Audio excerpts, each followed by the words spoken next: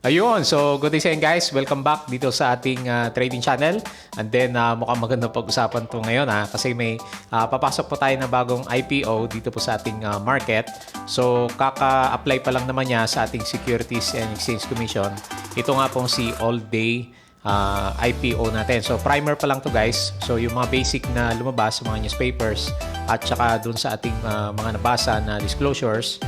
Itong all-day IPO po natin is pag-aari po ni Mr. Manny Villar. So, yung pinakamayaman na tao sa Pilipinas sa ngayon, dati si Mr. Henry C. Diba? So, kaya nga lang, medyo pinaghati-hatian na kasi yung kanyang net worth ng kanyang mga anak.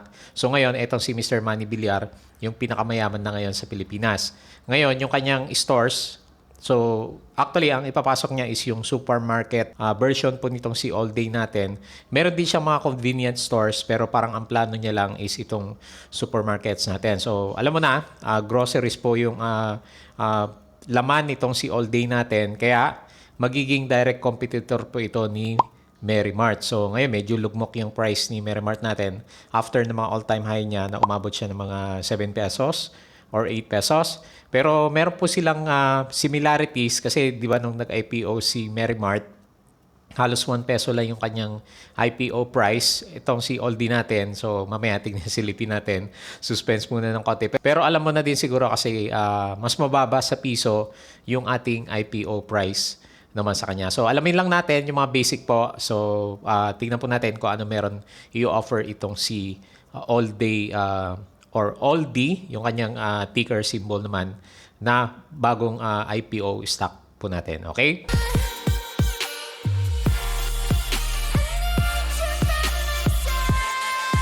Ayan, so welcome back guys dito po sa ating trading channel. So, i-discuss nga po natin itong si All D. So, ito po yung kanyang ticker symbol or yung pangalan niya is All Day. Mostly catering supermarket, mga grocery products po natin to. At yun nga, kakalabas lang po ng kanyang disclosures or yung kanyang mga news, related news article sa kanya na gusto nga po niya magkaroon ng initial public offering. So, meron na siyang preliminary prospectus, so, pero hindi po natin pag-uusapan dito yung kanyang mga finances. So, doon lang muna tayo sa pinaka-basic para meron na tayong understanding. Pagpapasok na po itong si All Day naman natin. So, sabi ko nga sa inyo guys, medyo similar po siya kay Mary Mart, kaya kahit papaano, meron ka ng expectation kung ano yung pwedeng mangyari naman sa kanya. Yung number of shares niya kasi is medyo limited. And then yung price niya is murang-mura siya. So tignan po natin yung kanyang mga details naman. Okay? So discuss natin si All D. So All Day initial public offering. So di-discuss po natin to. Pero as usual, please don't forget to subscribe dito po sa ating Palawi Trader na YouTube channel. And then yung mga channels po natin guys, yung ating Palawi Crypto, yung ating website na Bodega Peak. Visit mo po yan kasi lahat naman is all related dito sa ating stock market or stock trading or trading dun sa ating cryptocurrencies. So, pwede po makatulong sa yung trading journey. And then, sabi ko sa inyo guys, yung mga reviews natin na ganito, ginagawa ko siya ng review para mas madali siyang intindihin kasi ita-translate natin siya in Tagalog, in layman's term. Pero dagdagan pa natin ng konting analysis at saka reviews sa mga ibang sources para mas makapag-decide tayo ng maigi naman sa kanya kung bibili tayo. So ako personally nakikita ko mukhang okay si All Day based lang sa kanyang number of shares na available at saka doon sa price na i-offer po niya sa atin. So tingnan natin kung anong meron sa detalye po nitong si All Day naman natin. Okay. So yung unang-una, yung mga IPO details natin sa kanya. So plan niya mag-raise ng up to 5 to 6 billion or 119 million US dollar. Ito namang si All Day natin. And then, magpa-plan po siya na mag-offer lang ng 7.5 billion common shares. So, konti lang po yan. Kayang-kaya po yan ng mga traders natin or yung mga big institutions. Ano kayang price nila nabili itong si All Day bago nila i-offer dito sa ating secondary market naman. Pero sa atin po na common investors dito sa ating market, ang kanyang offer price is nasa 0.8 pesos per share lang. So, cents lang siya. So, below 1 peso. So, katulad nga po siya ni Mary Mart nang pumasok po dito. Kokonti yung number of shares na available. And then, yung ating IPO price is ito nga below ng 1 peso naman. So medyo affordable itong si All Day. So hindi pa natin matansya kung mahal ba yung 0.8 niya doon sa number of shares na i-offer niya. So, based sa kanyang mga fundamentals naman. So, hindi kasi kasama dito sa ating review. Ang re-reviewan lang natin is specific details lang ng IPO.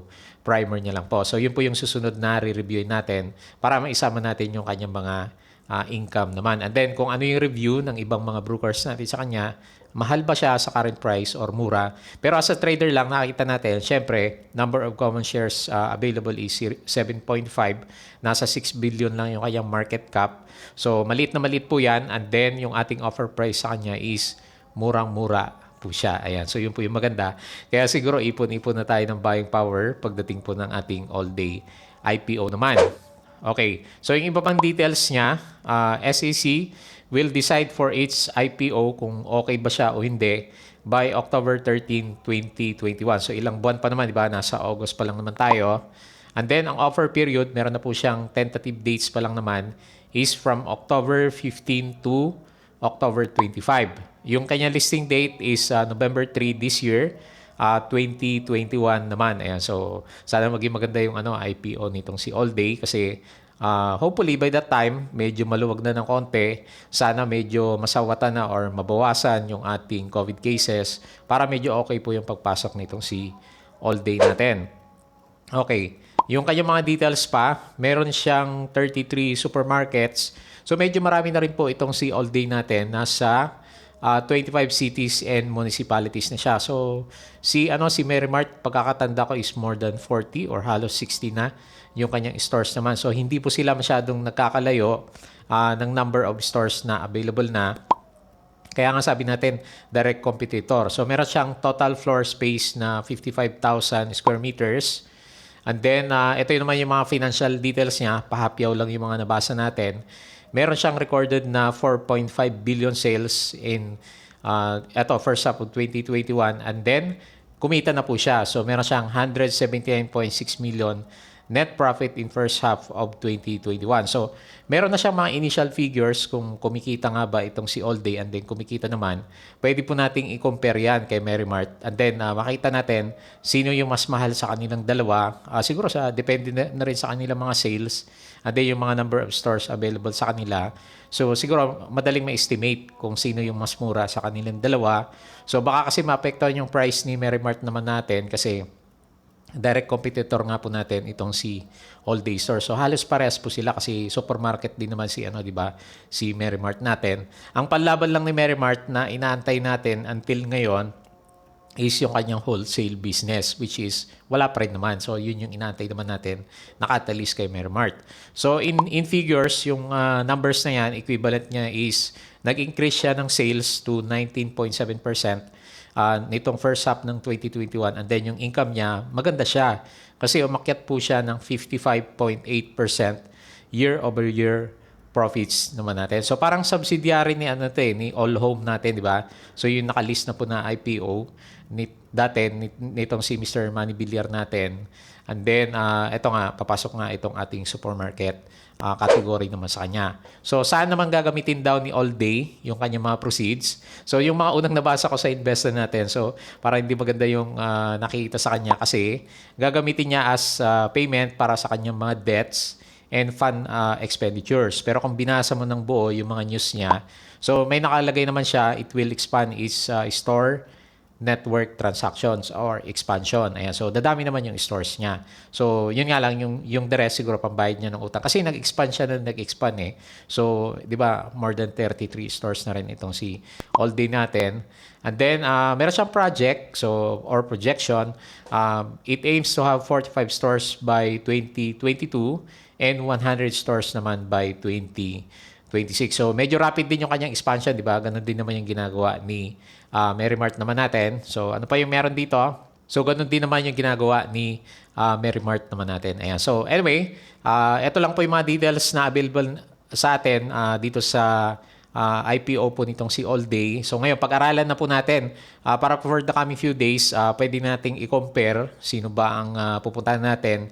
Itong IPO ni All Day or yung current na nasa list po natin si Merrimart. Pero syempre, as a bagong entrant dito sa ating PSE market, most likely papasokin siya ng mga traders kasi murang-mura po siya 0.8, and then yung number of shares is kokonti. Di ba sabi nga natin, pag kokonti yung number of shares na available sa public, madali po siyang paangatin naman. So 6 billion yung total worth nitong si All Day natin. So tingin natin, magaan na magaan po itong si All Day natin. Ayan. So sabi nga sa inyo guys, pag ipunan na natin, so medyo malapit na rin, November po yung listing date po nitong si All Day.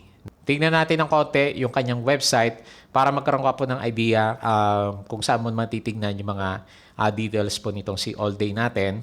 Ayan, so meron po siyang Facebook dito. So facebook.com All Day Market. So makita mo dito kung ano yung mga ino-offer niya.